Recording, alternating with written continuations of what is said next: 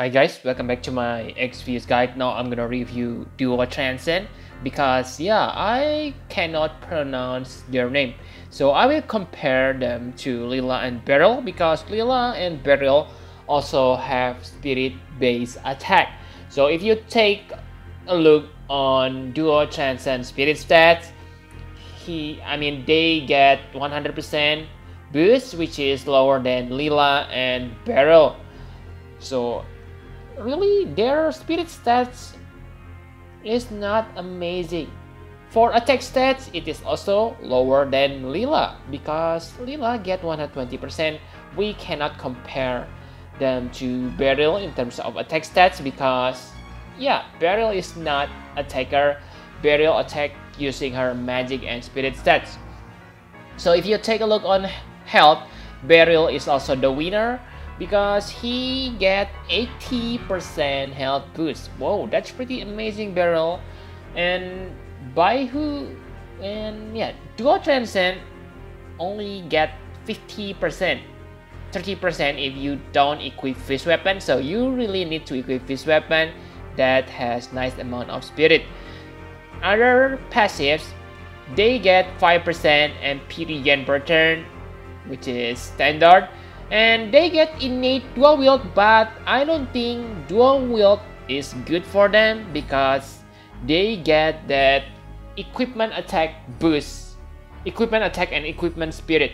For attack, they get 130% boost and spirit only 30%, which is low. Okay, and they also get 100% faster LBV rate. This is useful because their LB is really nice. Okay, you will learn later why. And as a defensive, they get 30% physical evasion, which is quite big. Okay, especially with 40% defense boost, they are kind of fragile. For Trust Master Reward, they get it is very nice ability, 30% attack and spirit and 10% health and MP. But I think this Trust Master is kind of niche. This is only useful for a character who are a monk. Okay, monk basically like Lila, who utilize attack and spirit stats. But from what I can remember, there are only two characters, duo Transcend and Lila. So this is very niche Trust Master, and if you don't plan to make duo Transcend to your main attacker, then I don't see any reason to pull one of them only for the Trust Master. And if you equip their Trust Master, you will get increased LB damage. I mean, it is their Trust ability, which is nice. And they also get true dual wield, but it is very low, only 30% true dual wield. Okay, so it is up to you whether you want to make them into dual wielder or double hander. The rest is only damage modifier boost. Okay, so really guys, from their stats, I don't see anything amazing, especially because they don't have any element stasis. Whoa, simply whoa. Okay, so enough about stats. Now let's take a look on their abilities. So the first category of their abilities that I want to talk about is elemental art. So with this elemental art, you can imbue yourself an element. You can imbue fire and lightning, so you don't need to worry about your weapon element.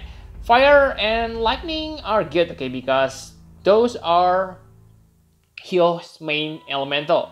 But like Hyo is not the base attacker right now, so you get what I mean. Next is elemental art tornado punch and seismic kick. So these two don't imbue element to your attack, but gonna increase your break resist to them. And sorry guys, I must say that I don't like this at all, because if you really need to have break resist, then I believe other characters probably need that too, so it is best to bring a character that able to give all breaks resist to your party, not only this one. So really I don't see any use for the Tornado Punch and Seismic Kick. The next two categories are White Tiger and Blood Phoenix. So White Tiger is an attack that based on their attack stats.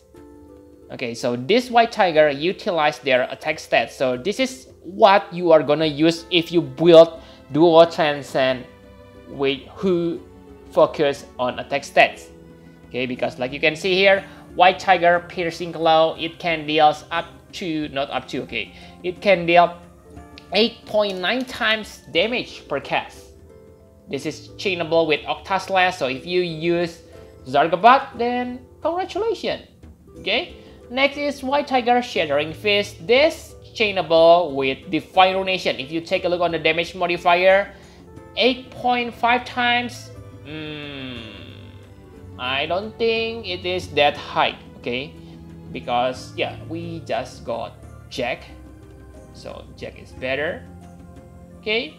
And this is chain. I know. This also break enemy defense by 60%, which is very high, but yeah, that don't justify the low damage, I guess. And especially if you already have defense breaker on your party, but still it is not bad. But what I want to say here is it is not that special in my opinion. Next, White Tiger's Roar. This is basically Dispel, which is very nice because you can use this and attack the enemy again using double cast. White Tiger Limit Strike. This is a finishing move. Remember that they get quad cast, so you may use this and insert this on your chaining process, okay, as a finisher. And next, Blood Phoenix. This is the attack that based on their spirit stats. The first Phoenix Cry. This is really good, okay, because this will recover 300 MP.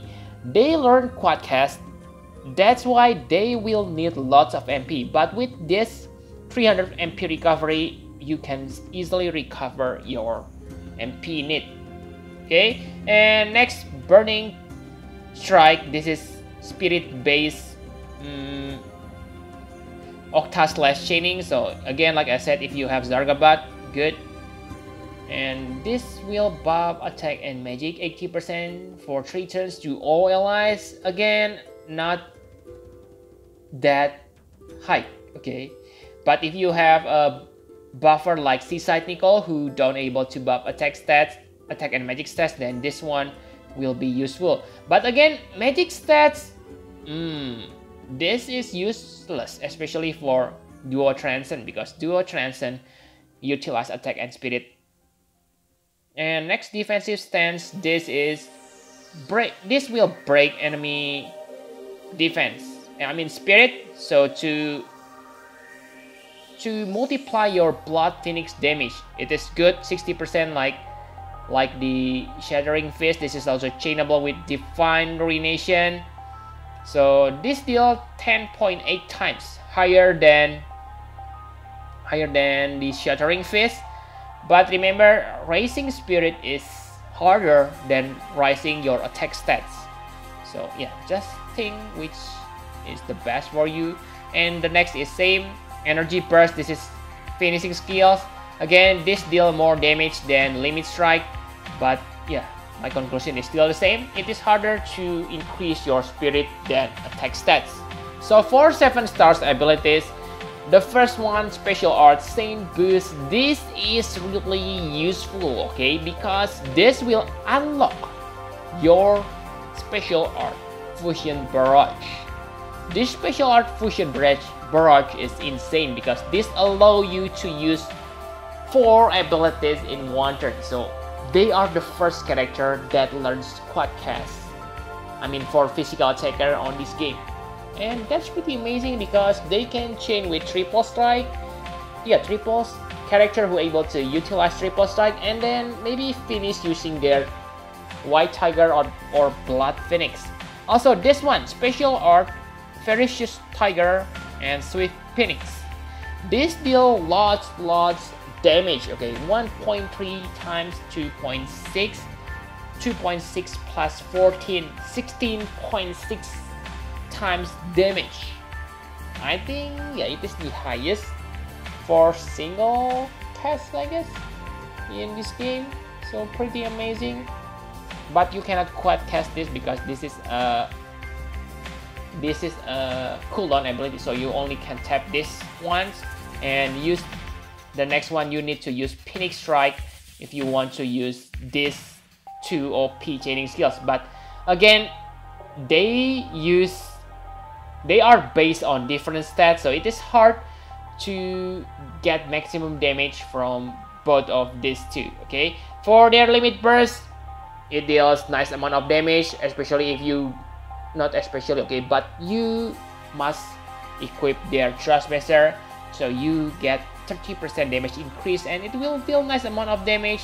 It also grants you 180% attack and spirit buff, which will increase your damage output from all your abilities. Okay, very good. So the last thing, Saint Art.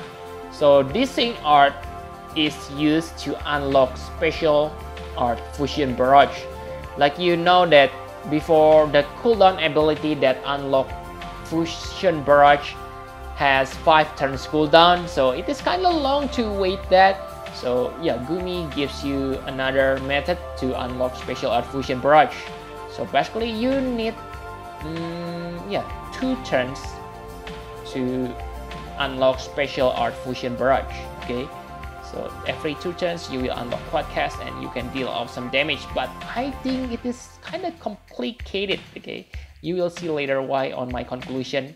So I think that's all you need to know about their abilities. Let's talk about equipment. So for equipment, it is all up to you whether you want to build Dual Transcend, which based on spirit or attack stats, or both of the stats. But if you want to build attack and spirit Dual Transcend, you need to have limited equipment. First is Knuckles of Hope from Arena Star Ocean, because yeah, from what I remember, there are no fist weapon which can be obtained from story that has nice attack and spirit stats. Okay, Celestial Bandage, it is even more well. Okay, you need Dual Transcend Super Trust Master Reward, so let's just forget that. I think single wield is better if you have the Knuckles of Hope and Celestial Bandage, because you get nice amount of attack and spirit boost. Okay, and for the rest equipment, like I said, simply focus on attack or spirit or both of them. If you choose to focus on both attack and spirit stats, then ability like Adventurer 5 will be useful. Okay, with Saint's Aura and Adventurer 5, you only need to find 2 more abilities that increase attack and spirit stats. So enough about equipment. My conclusion for Dual Transcend, in paper, they have amazing potential, okay, because they able to deal, I think, the highest physical attacker. I know that they are not pure physical, but let's just follow me, okay. They able to deal 58.2 times damage per turn if you utilize the Quadcast. You can achieve that by using their cooldown abilities. So they're gonna deal 33.2 times damage. And if you add energy burst 2 times, you're gonna deal another 25 times damage. That means 58.2 times damage. Amazing, right? They also able to self-imbue themselves with fire and lightning, which is amazing. So you don't need to worry about elemental weapon. But really, guys, sorry. I must say that I'm not interested on these characters. First, why, you ask me? Because you need both attack and spirit stats to deal maximum damage. If you don't raise both attack and spirit to the highest, then that means that 58.2 times damage multiplier means nothing. Because remember that their cooldown ability based on one cooldown based on attack, another cooldown based on spirit. So if you only build attack stats, then your second cooldown ability gonna deal shit amount of damage even when the multiplier is high. So what's the purpose of the high multiplier? Oh my god. Right? Really, they are really hard to gear. If you are a whale, then maybe it is not a problem because you can simply throw them most expensive equipment. But let's say if you are a normal player like me, let's say right now I get by duo Transcend, then I cannot gear them properly, okay? Because really I don't have Knuckles of Hope. I don't have, yeah, of course, I don't have their Super Charge Master. So what kind of equipment I'm gonna equip them? Nothing. Right? And their Charge Master and Super Charge Master are not good. Why? First, Charge Master. It boosts your attack and speed by 30%.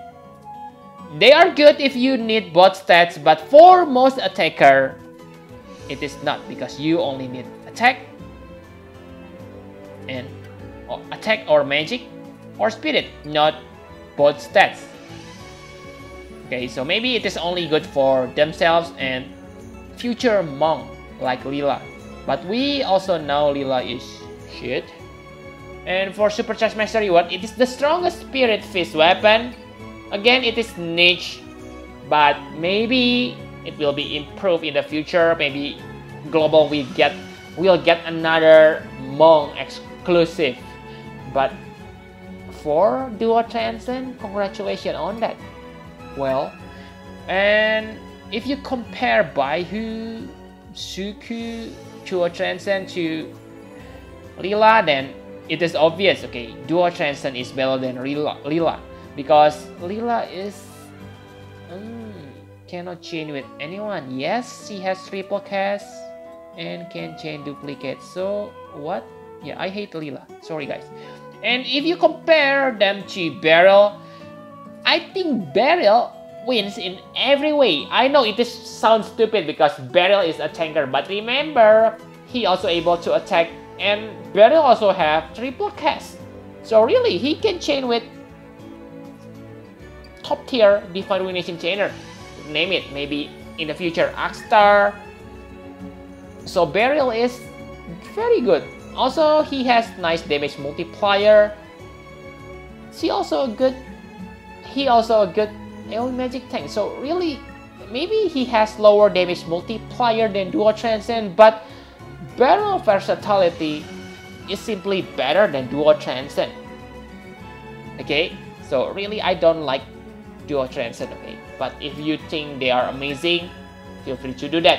I don't deny, okay, their potential, but ask yourself, do you have the equipment to gear them up?